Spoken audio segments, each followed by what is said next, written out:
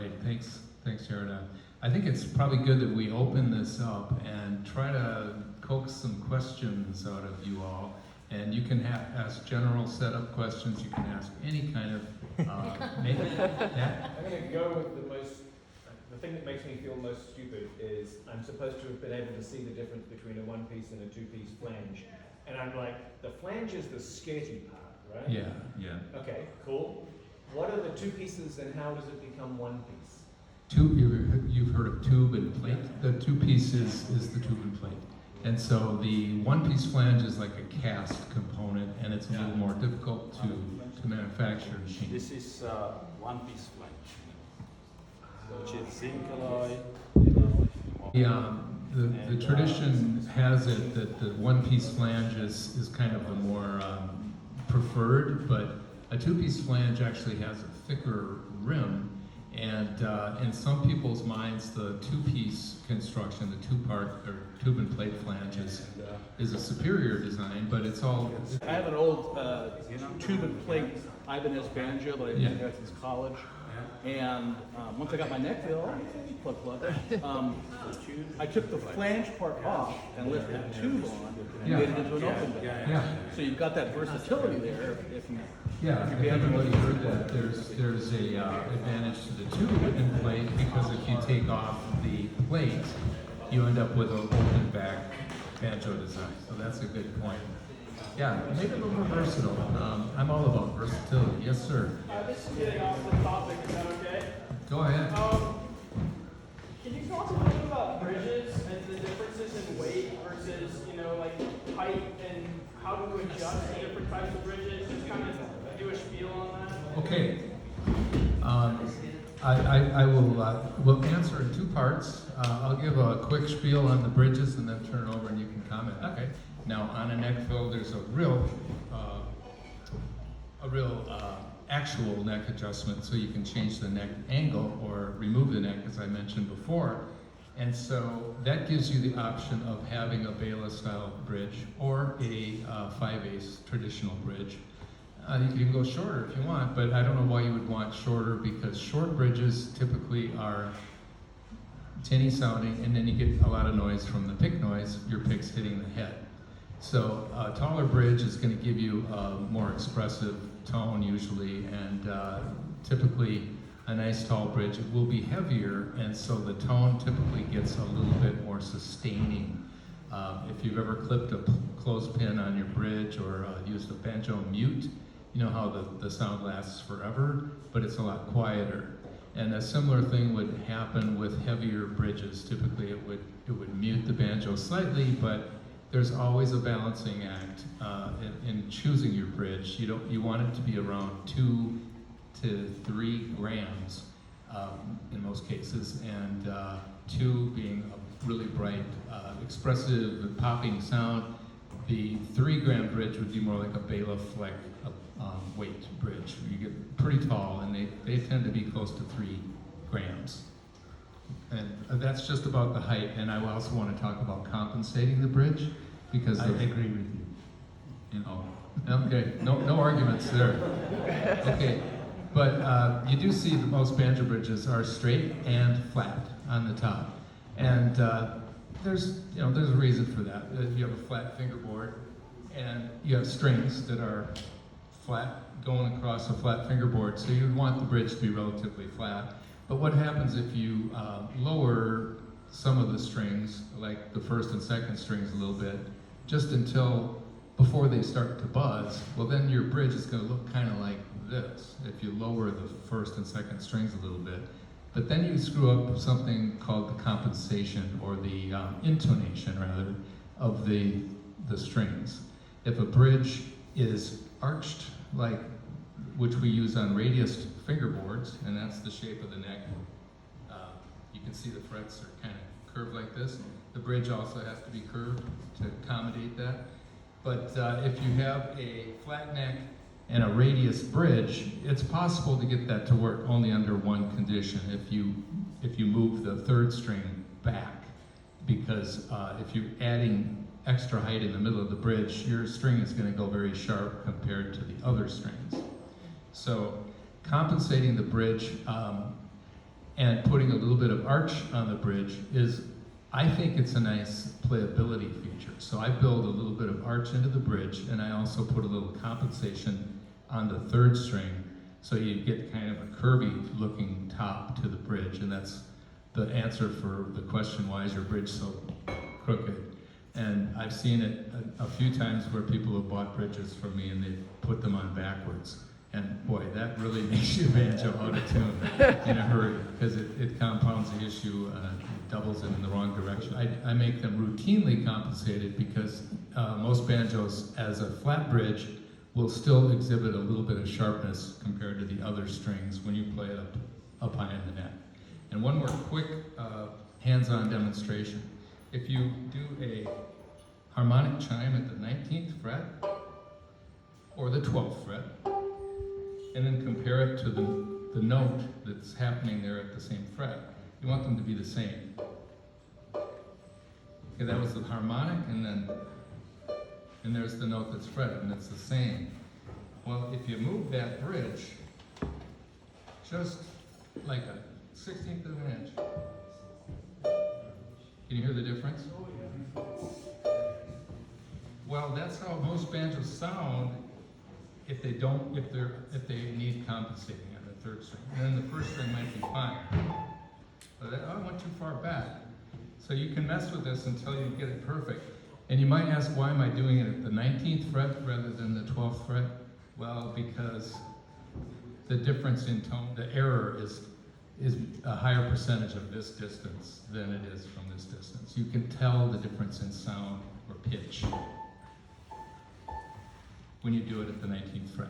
I wouldn't necessarily put marks on my banjo head to mark where the bridge goes, because 90% of the time I find that those marks are in the wrong place anyway. So if you change strings, go to a different gauge, or put a different setup on your banjo, chances are your bridge might move a little bit. So it's a good idea to just use your ears and find a position that makes these strings play in tune with each other using the harmonic on each string. Yeah, I agree.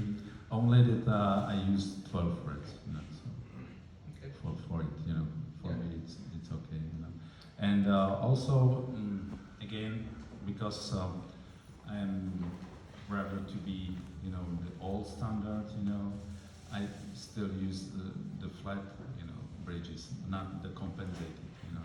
So and you know, if you will think about it, about Scrags and these guys, you know, they didn't get the compensated bridges, you know, they got just the flat bridges and straight bridges, and even you can't hear that they made some wrong note, you know.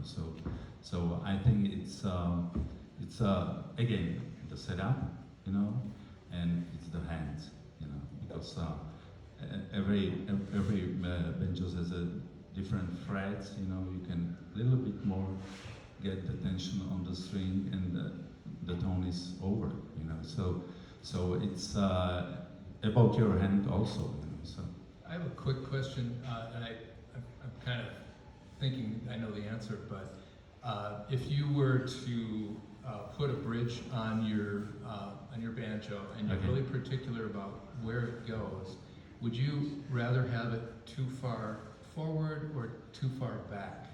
back. Yeah, Back, good- back. okay. Because you can't make the note flatter by sure. fretting it. Yeah. But I think Scroggs and the best players, they learn to play just like a violin player. They would note the note in their head, and they would play it to the pitch with their fingertips. And that's why those guys don't sound like they're out of tune. It's part of the technique of playing the banjo.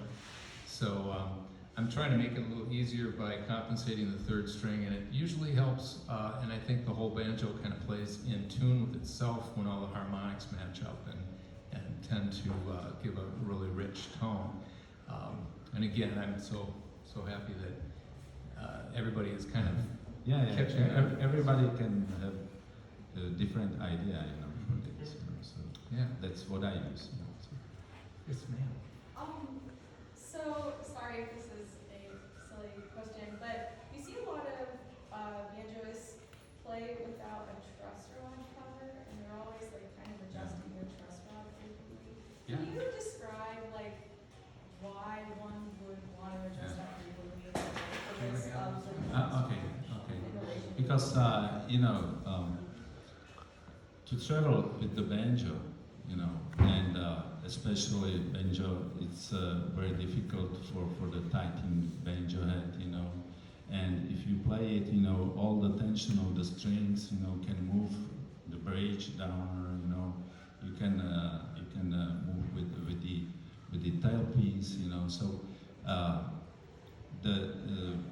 why the truss rod cover is out, it's because when you change the humidity, so the neck can be a little bow or it's going a different way, and as all the good players, travel a lot of, around all the states, all the world, and everywhere is different, so for them it's very easy, when because still get the 2 or 3 screw out and get the cover down, and then get the key and adjust, the bow of the neck, it's consuming time, so they get it off, just get the range and they can adjust, the action of the strings, That's why.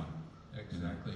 So that brings up a good point, like what tools you might carry in your banjo case. And this is one that I think we should all have in our banjo case. And if you have a truss rod cover, there's little screws. And my truss rod cover has 1 screw, so you can kind of twist it to the side and still fit the rod in there. So it's almost like not having a truss rod cover at all.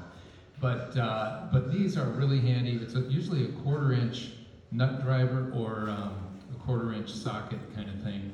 And sometimes the tip is too wide to go in there, so you have to look for the replaceable tip screwdrivers or something like that has a really narrow shaft that'll fit. And then bring your banjo to the hardware store and then see if the tool fits before you buy it, and then throw it in your banjo case. And then some of these tools for adjusting the truss rod are actually Allen wrenches, and they're about 5/32 Allen wrench, and that's a cheap tool you probably have in your toolbox at home too. So, yeah, another question? Oh, I thought I saw something. Oh. Yeah. Go ahead. Sam. So you talk about compensation. When you radius the bridge to give it an arc, correct? Yeah. Do you, how do you measure the height, from the center or from the ends? Well, when you have a radius bridge, you have to measure it somehow. And when I sell a bridge that's 3/4, it's measured in the middle of the bridge. And then the radius is, they're all made by hand, and so there is a little bit of variance as to how much radius goes on a bridge, but really I like to build the bridge and adjust it for each banjo that gets a radius bridge. It's not an easy kind of a bridge to build and to custom fit to each banjo, but that's I've gotten used to doing that. It's become routine for me to do. So a quick follow-up question. For the 4th string, which is the thickest, Yeah. do you put a deeper slot in the bridge for it? No. I probably, if I'm real picky, I will use the nut file that is wider for the 4th string, and then use a narrow, skinnier file for the corresponding other strings. You don't need a very deep slot, but I will mention that tailpieces are usually narrower than the string slots on the bridge. So there's a tendency for the strings to pull in from the edges, like your 1st and 5th strings can slip off, and maybe if you don't have a very definite slot in the bridge, you can have the string pop out and end up having that happen during playing is kind of embarrassing. So it's better to have real definite slots on the outside strings so that your string stays there without moving. And then that also brings up why we use straight line tailpieces like Gary Price invented many years ago. The strings come off of the bridge and they go in a straight line towards the tension hoop. And so you see wider tail pieces more often on gold tones and neck fills, and many banjo makers are widening the tailpiece. And just as I think a traditional way that banjo tailpieces evolved was to start with the narrower ones because they were mostly 4-string banjos in the 20s and 30s. Yeah. And then they added a hole in the middle to make it a 5-string, but the width didn't change. And so now they work, and nobody really has bothered to change the tooling for a little bit wider tailpiece, right? Right? Right. Yeah, that's right. Okay. And what we do, you know, as a, we have a straight bridge. No. No. Okay.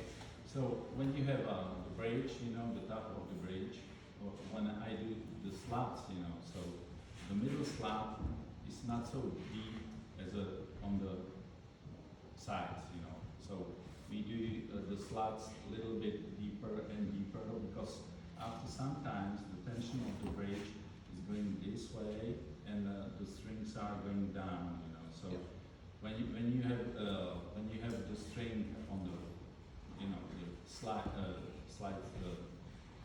slats made this way, you know, and then the bridge is going a little bit by the tension, the strings are still in the straight position, you know. Right. Yeah. That's awesome. Yeah. And I think we had another question right over here. Going back to the truss rod, how do you know when you need to adjust that thing? I don't want to start twisting Okay, around. well, this could be, the price of admission is worth this, I think. I think that I have this banjo in hand so I can demonstrate questions like that. This is a very simple thing. A tight string is a straight line, so you can use a straight line of a string to determine if your neck is bowed or straight, or back bowed. So I grab the same string at the bottom and top and reach my thumb out, and I can see the string move. Yeah, and so how much space should that be? You know, I don't know if you are familiar with millimeters. Yeah. little closer, a little less than 1 millimeter. You know, so it's like 0.7 of a millimeter. Yeah, and I think that's, sometimes you can get by with less. Yeah. And if, here's a setup idea for you. There's kind of two different thoughts about setting up a banjo. One could be almost straight neck and then a little bit higher action. And that makes, gradually gets higher as you go up the neck. And then the other idea is to put more bow in the neck, and then your action's a little bit more consistent all the way down the neck. And you can diagnose problems very quickly by using the string, the straight string gauge on your banjo. And if there's too much bow, where do you think the buzzes are going to occur if it's going to buzz? Where's it going to buzz if there's too much bow? Down in the valley. That would be down in the middle of the neck. So, but what about if you have no bow? Where the buzz is going to be? In the open strings. Yeah, the open or the first frets. So if your banjo is buzzing down here on the first and second fret, you have to add a little bit of, most likely have to add a little bit of bow to the neck. And if you're buzzing in the middle of the neck, your action's probably too low, and your truss rod is got too much bow in it. So if you take the bow out first, and your action's still low, voila, well, you can tighten the head, and or put on a new bridge that's taller. So it's not rocket science. It's pretty much logic. Yeah. Mm-hmm. Also, you can adjust the angle of the neck, with the truss rod. Yeah. So, Can we talk about that? do you want to speak about this, or? No, May I show you're making yeah. banjos with truss rods, so I have a question about the coordinator rods, and the top rod closer to the head is kind of holding the inside dimension of the banjo box, the pot, the chamber, whatever you want to call it. And the bottom one is the one that gets adjusted usually. And so when you pull in the bottom, you kind of move the neck back a little. And if you push apart the bottom, you're kind of making the neck come up a little bit. And so conventional wisdom in banjo setup has been to build the banjo carefully with the right angle neck, so you don't have to push or pull on the banjo pot. And a side note, the Nechvilles have no coordinator rods, so there's no worry about pushing or pulling on the rods. It's just free leaf. The tone ring and rim are freely floating and only being squeezed in one dimension, which is to tighten the head. But on the rods, I wonder if the top rod has any function, and if you ever tighten the top rod for any reason. You know, what I know, because as you speak about it, you know, if you will tight too much, you know, both way, you know, never mind which, you will in banjo, standard banjo like this one, you will make a little bit oval, you know, the tone rings will not sit good, and you will totally change the tone. So the best way is if these nuts are tied just a little, you know, and also if you have a good angle here, you sit on the pot, you know, so then you can adjust the action of the neck. It's just little of the tightening one of these nuts, you know. So this nut, you know, I don't know if you say The top nut? top or down, you know. Yeah. So this is just, you know, the tightening as it's not buzzing, you know. So because it's just holding the top of the neck, not moving the ring, you know. Right. So, you know, It's kind of because- stabilizing. yeah. If you know something about the banjos like TB1 or TB3, they have just one rod, you know, and then you got a lot of trouble with the action of the neck because when you lose this rod, you know, Then they're you free to can lose their shape. Deform it. Yeah. Now, another point, you want to make sure that the rods are very tight to the neck here, so that there's no sloppiness or there's no gaps between the neck and the pot. That's something that we always try to make, avoid any like sound absorbing You gaps. have to fit it very, or exactly because it's again affecting the sound of the banjo. You know, you have some gap or you have to put some paper inside. You know, so you will make something wrong with all the sound, and you can hear it. You know, so it's a very difficult part to do. Yeah. You know, I brought some banjo dynamics books and I sold them all, but if you want, you can go online and get one. It talks about all these things in detail. So, yeah. Yeah, the lower coordinator rod, I think it's very important that you don't move the action more than what, you know, a 1/16 of an inch, because as you're moving it in and out, you're deforming the rim. Yeah. So, I don't wanna say who, but I was talking to a professional banjo player.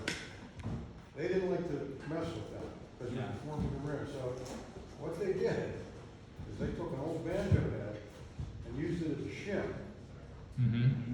okay? It's kinda like paper clips and duct tape, but it worked. Yeah. Yeah. Rather than a neck set, where you gotta take the Yeah. neck off and then.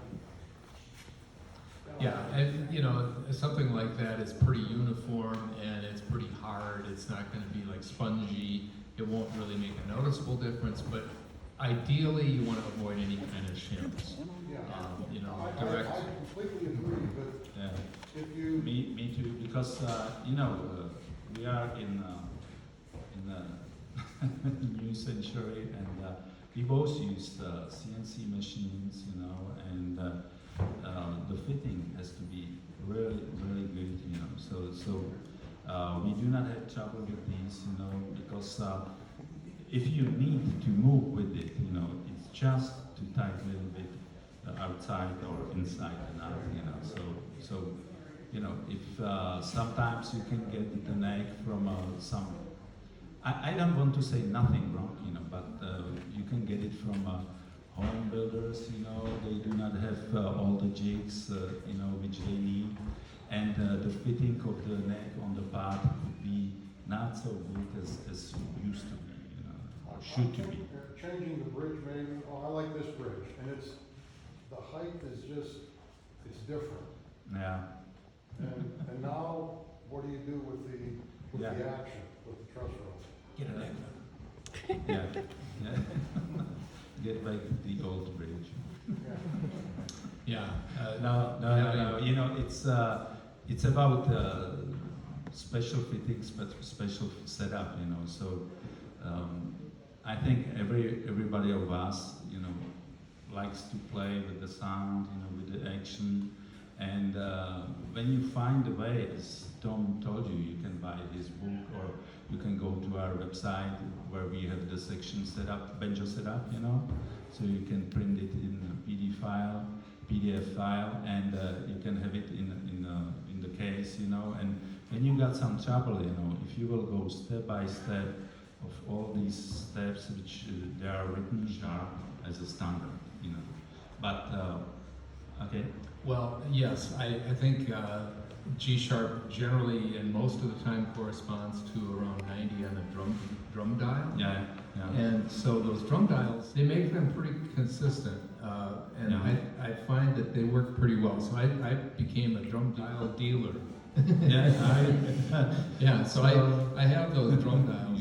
When you want to get the right tension or hear the right tone on the banjo, you know, you have to try it too many times, you know. So I can show you how I do it, because you know, I never use this drum dial, you know. So I do it this way, you know, just the clamp here.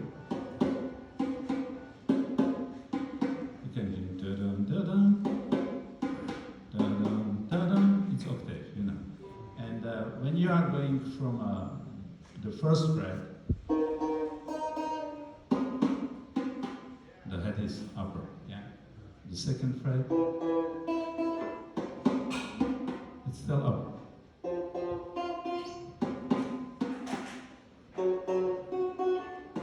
We are getting closer. G,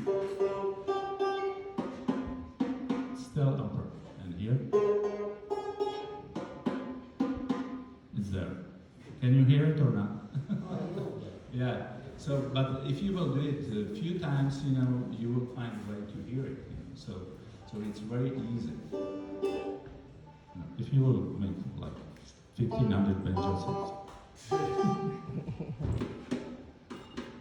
You're not using a torque wrench there, are you just feeling by hand as you go around and tighten each one up? Or what's your approach to actually physically tightening of those? How much is it? It's 90. 90. 90. Yeah. You can move it around. What was the question again? I mean, if you don't use any type of a torque wrench when you go around and adjust the nuts on that banjo, you just, by the tension of your hand? Yeah, and I don't use a tool Yeah. for torquing, for a torque gauge. Do you mean on this? How much Or torque? about This when one you're is- tightening the head? You know, it's again about the practicing, you know. So Yeah.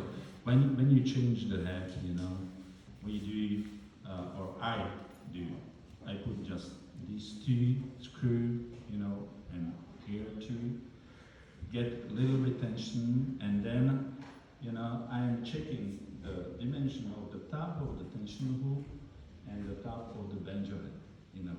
And if you are going, you know, all around, you know, and still checking the dimension here, you know, so you will get close and close to tension which you can get, you know, or you want to get. You know. So if you will check these dimensions still, you know, you can't get wrong way, you know. So. And kind of to, But on the Nechville it's much easier, I think, right? yes, there's no individual adjustments you have to worry about. You just have one adjustment. So and then we just go until you get to that ideal head tension. So I just checked Yarda's banjo. It's up to 90 on the drum dial, and that's right where I think they should be. And mine is right here. This one's at 90.5. You know, and so it's just a tiny bit tighter. I wonder if we could hear a difference in, like, if you. On the string. To me, it's a little lower. I don't know. You know, And it's when possible. you start, Sounds the same. you have to check the tuning of the strings. Maybe I have different.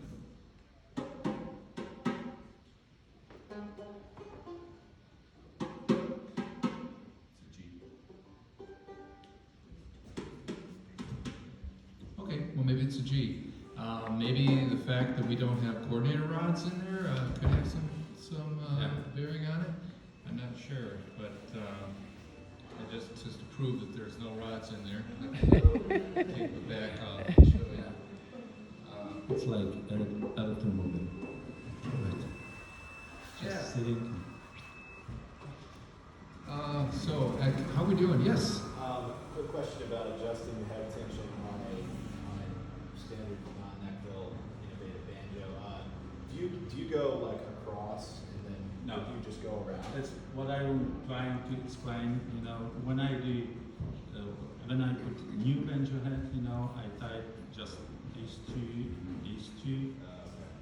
get the same dimension overall, and then I go all around. You know, just a little bit, you know, just a quarter of all turn, and still.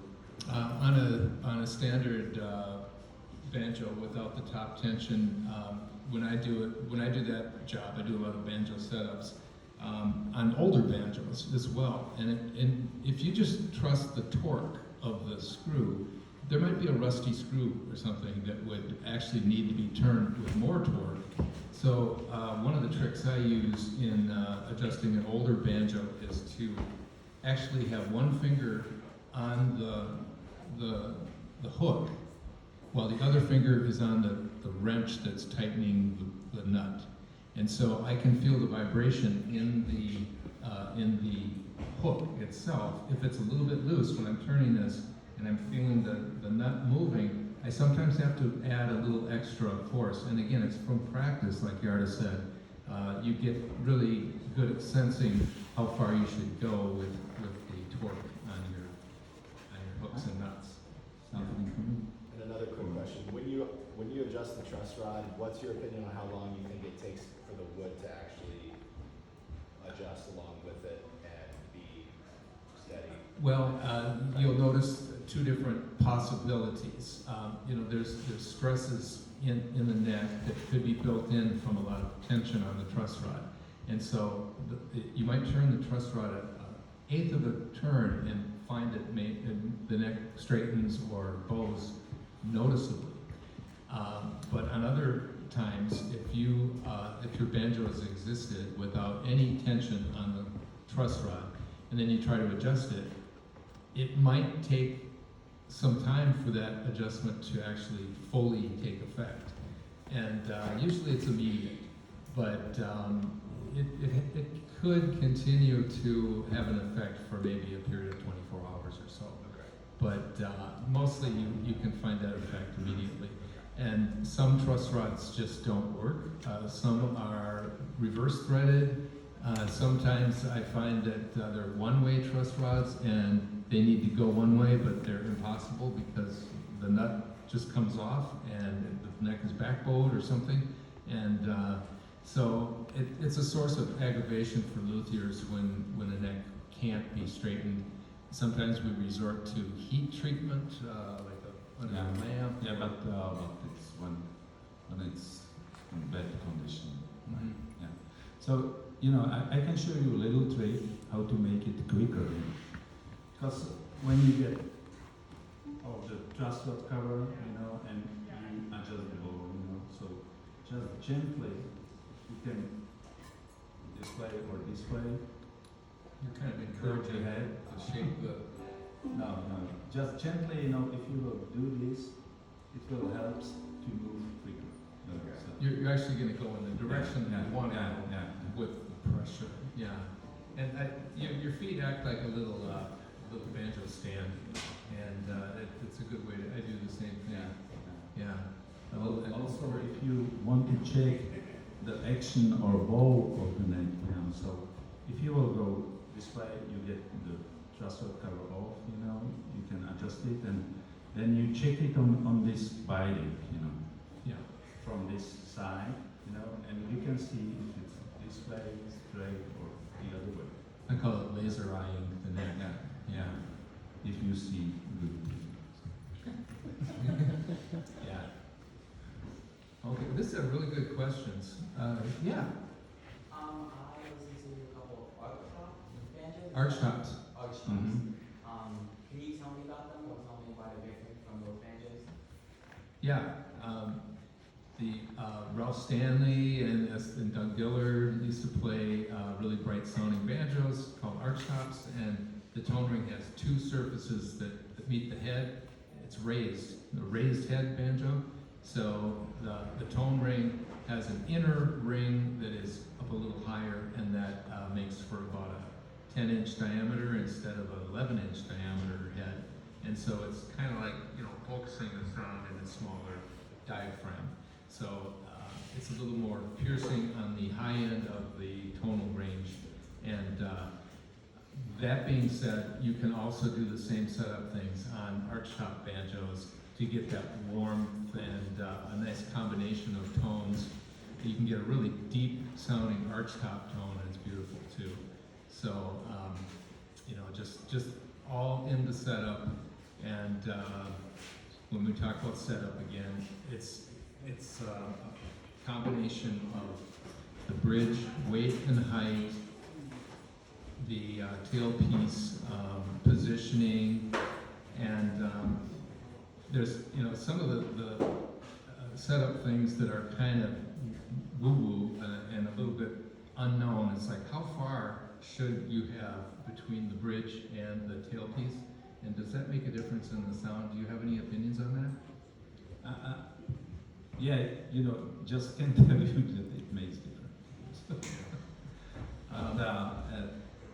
May I say something about the arch top, you know? Because the first idea of the arch top, you know, or became from it that they used the wooden ring, you know, and they put just the hoop on the ring, you know, so the head was like this, you know, so. And it was in the time when they used it for tenor banjos, because tenor banjos, the banjo head, you have to tighten a little bit more. When I do set up on the tenor or plectrum banjo, you know, I do it here for C. The tension of the banjo head, because tenor or plectrum banjo players like a very bright sound, you know, like. So then after that, you know, they wanted to use the other tone ring, and they make it again the way that you had to raise the banjo head this way. So they used original arch top profile tone ring, you know, and. But when people start to play bluegrass on the banjo, they wanted to get a little different sound, because these like staccato, you know, tones were very progressive in the bluegrass band. You know, they were looking for different sound, and they were checking how to do it. So they Gibson and these guys start to make some you know. New tone rings, and they found out that if they will make flathead tone ring, which is different, I think we do not have here arch top, right? Yeah. So it's a different profile, and from the time, all the 5-string banjo had flathead tone rings. So like 1930, 32, you know, they start to make the flathead tone rings. which make different sound. And some people, like Ralph Stanley, as you said, you know, they still like the sound, you know, like wah, wah, wah, wah, wah. So they tied the banjo head, you know, they tied it more, and they got their exact sound, you know. If you will shut your eyes and you will hear some records, you know, so you will find it's Ralph Stanley because of the arch sharp tone ring and very tight banjo head, you know, so. Yeah. Yes, sir. Yeah, a little more on the tailpiece, like tailpiece height, and how that relates with your bridge heights and stuff. You could jam on that a little bit. Yeah, that's a good one. The cranking, if you have an adjustable tailpiece, some tailpieces have a mechanism with a little nut in the back that makes it tilt down, and that adds, it's similar to tightening the head, but it adds a little more pressure onto the bridge and maybe loads it with a little more energy that pops out with a more immediacy of sound. And so I'm not sure if that's always good because some people think it kills the sound. So having the tailpiece more free is in style today, a little bit higher. And on the Presto tailpieces, which are the most commonly still used, they frequently are set in more of a straight line across the head.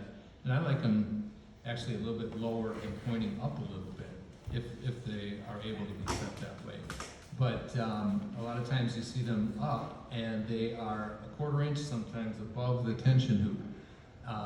If you can make your tailpiece stay there in a stable position without knocking it out of position, you can get a really cool sound there. But another alternative method that I use to make sure that the tailpiece doesn't get knocked out of place is to actually bring it down and have it lightly touch the tone ring, and then sometimes it will, you know, begin to teeter-totter up. So the leading edge of the tailpiece is actually in about the same place it would have been by raising the entire tailpiece up. And I think that tends to give like a straight line of energy from the tailpiece to the top of the bridge a little more directly. It seems like you get more responsiveness with that direct line tailpiece setup. And you can argue with me on this one because it's controversial. No, I don't want to argue. You use the price cable? Yeah, I use a price style tailpiece. It's a Nechville right. tailpiece, which is a combination of a Stelling Okay. tailpiece and a Nechville. Yeah. A Stelling tailpiece and a price tailpiece and equals Nechville tailpiece. But, but if you take those Prestos, which are a little lighter material, and you have them in kind of a straight line, then you don't depend on the strength of the tailpiece to give you the solid sound. You're depending on the straight line force of energy between the top of the bridge and the connection point of the tailpiece. So if you have a tailpiece that goes up, down, and then back up again, I don't like that setup. I like it to be more of a straight line from the tailpiece to the top of the bridge. And that's my setup Yeah. advice. That's right, you know. Just I want to show you it on this old style Kirchner tailpiece, you know, because it was 2-piece tailpiece. So you have here the screw, and you can, with the tightening of the screw, you can get the tightening of the string and on the bridge, you know. So I'll do the same as you said, you know, because when I put the strings on and making the tune, you know, I just tied the screw, just not buzzing, you know, and leave it as a, you know, the string can be so straight to the bridge, you know, because it's about the sound again, you know. If you will put it down, you will get brighter sound, you know, just like again, which you know, the other people in the band will kill, you know, so they like it, you know, so We all have to that, go through yeah, this. that's why we use it this way, because our banjo players, because it makes a little bit more mellow and a little more color of the sound. Good questions. Could you explain again why you use a radius Yes, sir, I will. Each string is a different size, and you're using your thumb a lot on your 4th string and 3rd string, and that's your powerful finger, and you're gonna make a string that's vibrating in a wild arc, okay? And that arc is going back and forth, and it takes a little more room between the string and the fingerboard to have enough room to vibrate. So if you have ideal action on each string, it'll be different for different gauges of strings. So you end up with a bridge with the perfect, if you decide where each string is gonna buzz, and then you make it as low as possible on each string, your bridge will not be flat. It will have a radius.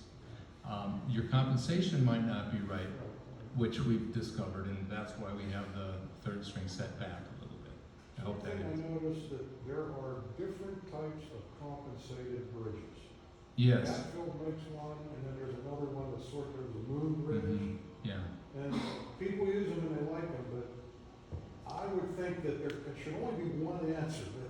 Well, there kind of is a physical reality to it, however, and so if you are able to push the string down and do it without any kind of error, over repeated tests, you'll find that there is a perfect place for each string to be in perfect compensation when you're playing it up the neck, and that can vary on different parts of the neck a little bit because the scale is not perfect. It's a tempered scale. And so, but it gets very close and imperceptibly close. And so the correct shape of the bridge, to answer your question, is 3rd string is the farthest back, and then the 2nd string is the farthest forward. Yes, yeah, that's right. And then the 1st string is a little bit back again, for whatever reason. And then the 4th string is up between the 1st and the 2nd. And then the 5th string is about the same as the 1st string. Typically, the 3rd string goes sharp, Yeah, and Yeah. the 2nd string goes flat. Yeah. Typically. yeah. And that's, right. Pro, That's you right, put yeah. your little finger under between the 22nd fret and the 1st string. And we are Yeah, and- back again about the setup because I spoke with, I was here in the US in April, and we get some tour by the guys who likes the old banjos, like Jim Mills and Charlie Cushman and Hubert, And Charlie Cushman, he was working also for Gibson for a long time, and he told us that, when the musicians or bands were on the tour, like Earl Scruggs and these guys, they spent like half an hour, before they were going to the stage to get right tuning, right position on the bridge, So it's still, it's the banjo. It's part instrument, and when you are travel along,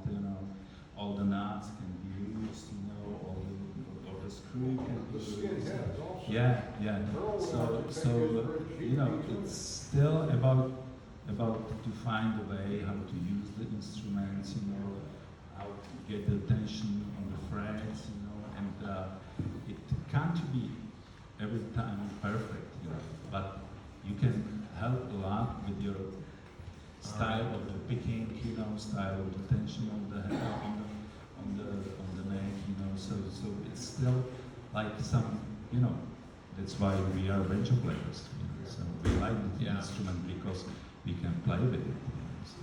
that's part of the joy, right?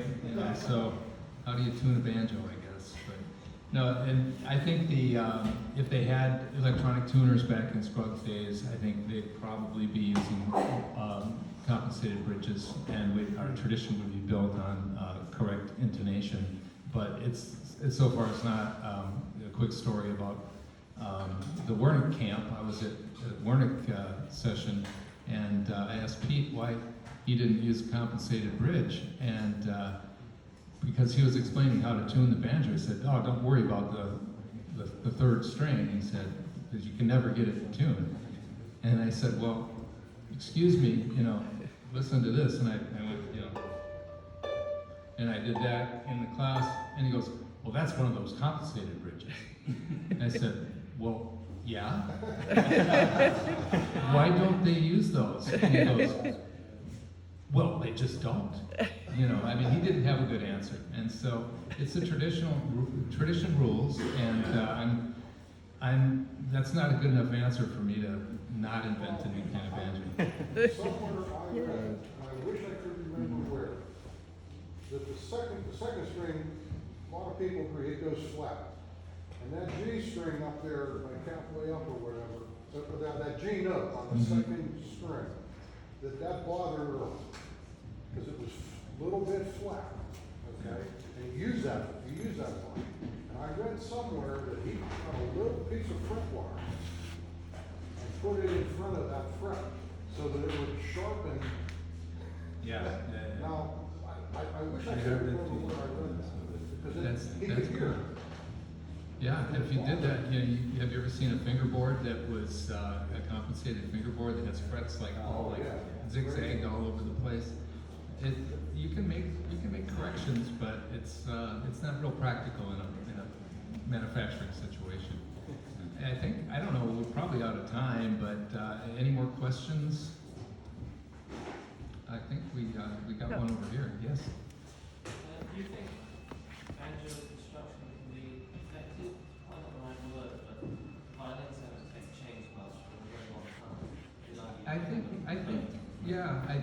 I'll answer first. I think that I think we see a bluegrass banjo, and then I think we see the banjo emerge as a musical instrument. No, I'm just kidding.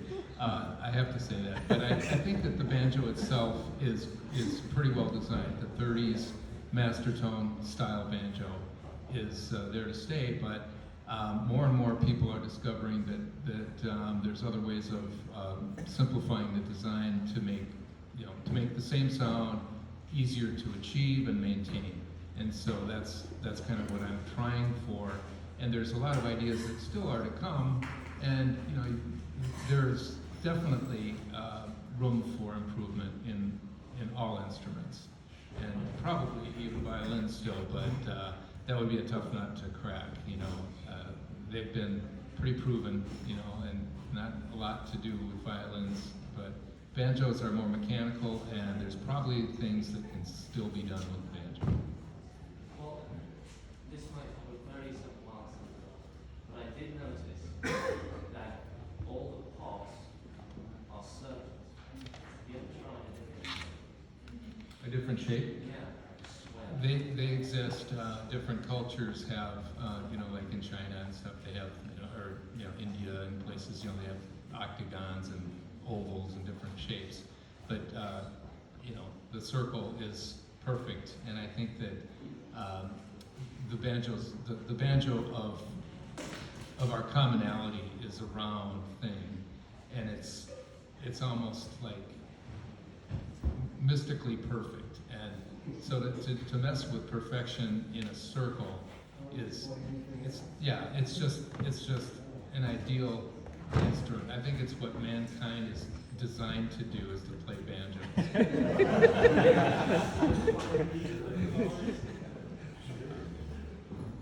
Yeah, I think we said all. You know, so I would like to thanks to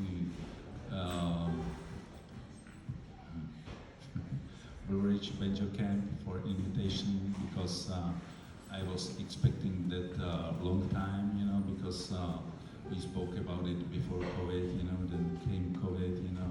Last year we were not arranged at all, so I am very happy to be here, and I would like to thank all the people which they are make all the organization, all the lectures, all the friends which I met here, you know, and I am very happy to be here, and thank you all. Yeah, we are. Yeah.